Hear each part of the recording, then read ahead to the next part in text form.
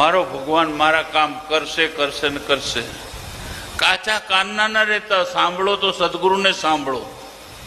આ દુનિયાવાળા જૂઠા લોકો તમને સંભળાવીને શું આપશે? સદગુરુને સાંભળીને તમારા અંદરની મજબૂત અંદર શક્તિ પેદા થશે. વાણી વિચાર વર્તન કાયમ કરીને સરખા જેવો જીવન વિતાવે તેનું પ્રભુ ખુદ ખમે છે. વાણી વિચાર અને વર્તન, જેવું વિચાર કરો એવું બોલો અને એવું કામ કરો.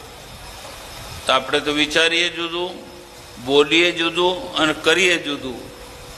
ત્રણ એક લીટીમાં આવવા જોઈએ. વાણી વિચાર વર્તન કાયમ કરીને સરખા જેવું જીવન વિતાવે એનું પ્રભુ ખુદ ગમે છે.